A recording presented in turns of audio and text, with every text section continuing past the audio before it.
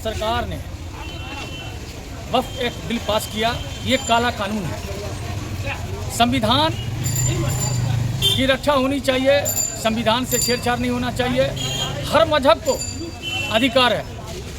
मठ, मंदिर, शमशान, श्मशान, मस्जिद, कब्रिस्तान, खानकाहें, दरसगाहें, मदरसे, इन सबों के पास वक्फ की प्रॉपर्टी है।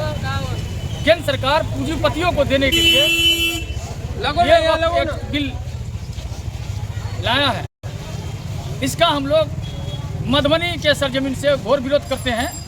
हम लोगों का मकसद जुलूस निकालना नहीं है।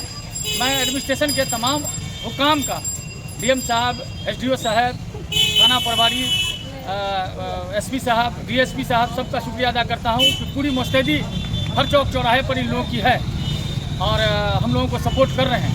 हम लोग मुनज़्ज़म तरीके से हवाई अड्डा जाएंगे, वहाँ बड़े बड़े उलमा का खिताब होगा और भी इंडिया गठबंधन के नेताओं का खिताब होगा और हुकूमत हिंद को यह एहसास कराया जाएगा कि आपने जो ये काला कानून हम पर नाफिज किया है, हम इसको रिजेक्ट करते हैं, इस एक्ट को हम नहीं मानते।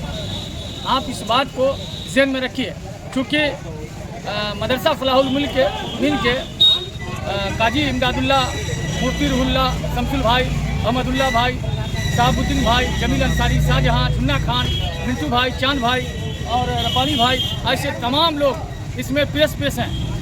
फैजी साहब, इंतजार साहब, ये सब लोग पेश हैं। और आज हवाई अड्डा मधुबनी से एक ऐतिहासिक पैगाम पूरे देश को जाएगा कि हम संविधान बचाओ, देश बचाओ, we are reject Waqf act. वो हम उस पॉलिसी को केंद्र सरकार को बताएंगे और ये कहेंगे कि हम बिल्कुल इस एक्ट में बदलाव चाहते हैं। जैसे किसानों ने आंदोलन किया अपने हक के लिए और सरकार ने मान लिया उनके हक को, उसी तरह देश की इस सेकुलर जमात में, चाहे वो कांग्रेस पार्टी हो, आरजेडी हो, माले हो या वामदल हो, वामसेक हो, जो लोग इसमें हम लोगों के साथ हैं, उन सब का हम शुक्रिया अदा करना चाहते हैं। क्योंकि हम ये कहना चाहते हैं, संविधान की रक्षा कौन करेगा? संविधान की रक्षा कौन करेगा?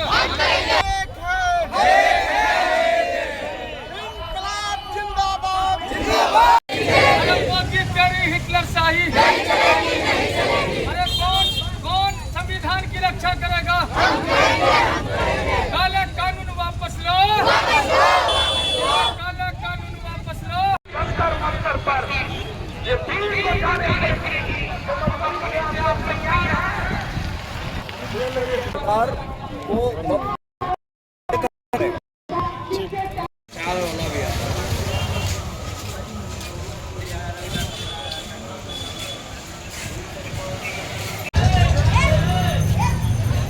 मुस्लिम भाई भी हैं, तो जो मुसलमान हैं वो अल्लाह के हुजूर नियत करें, जो गैर मुस्लिम भाई हैं वो अपने जिसको पूछते हैं वो उनके सामने पूरे इखलास के इकरार करें, अपनी नीयत को ठीक करें, अल्लाह की रजा के लिए करें और इस बात को मान करके करें कि जो आप अहद करने जा रहे हैं उसको आखिर तक निभाएंगे इंशाअल्लाह। तो अब जो मैं कहता हूँ मेरे पीछे दोहराइए। मैं ये अहद करता हूँ कि मैं उस वक्त तक एहतिजाज करता रहूंगा जब तक ये काला कानून वापस नहीं लिया जाता। आमीन। अल्लाह आपके इस अहद को कबूल फरमाए। आखिर में एक दफ़ा फिर आप तमाम हज़रात का बहुत शुक्रिया कि आप लोग इतनी बड़ी तादाद में यहाँ आए, जो हम सबके वहम गुमान से बाहर थी। आप तमाम लोगों का बहुत बहुत शुक्रिया और उम्मीद करता हूँ कि इसके साथ इंशाअल्लाह आप लोग इस एहतिजाज को बाकी रखेंगे। बाकी दावाना अल्हम्दुलिल्लाह रब्बिल आलमीन। तो नमाज कहाँ पढ़ने वाले हैं आप? जो आपकी ईदगाहें हैं वो ख़त्म हो जाने वाली हैं, तो नमाज कहाँ पढ़ने वाले हैं आप? और अगर इन सब चीज़ों से होने से बचाना है तो जो बात मैंने अभी आपको बताई है वो अपने भाइयों को बताइए, बिरादरान वतन को बताइए, तमाम लोगों को बताइए, मुत्तहिद रहिए और जुड़े रहिए और इस एहतिजाज को करते रहिए। एक बात का ख्याल रखिए, हम लोगों को इस एहतिजाज को जमहूरी तौर पर नॉन वायलेंट तरीके से पीसफुली करते रहना है। आज के एहतिजाज में कुछ लोगों को शायद लग रहा हो कि हम लोगों ने हक अदा कर दिया। नहीं, अभी बिस्मिल्लाह भी नहीं हुई, अभी ढंग से बिस्मिल्लाह भी नहीं हुई मेरे भाई। हम लोगों ने अभी शुरुआत की है, ये पहला दौर है। इसके बाद दो अदवार आते रहेंगे जब तक कि ये कानून वापस नहीं। याद रखिए इस बात को, रोजा भी रखना है और इज्तिमाई इफ्तार भी करना है, यानी कि मस्जिद में या खुली जगह इफ्तार करना है, और ताकि वो लोगों को दिखे कि इतने ढेर सारे लोग रोजा रख रहे हैं, कुव्वत आ रही है।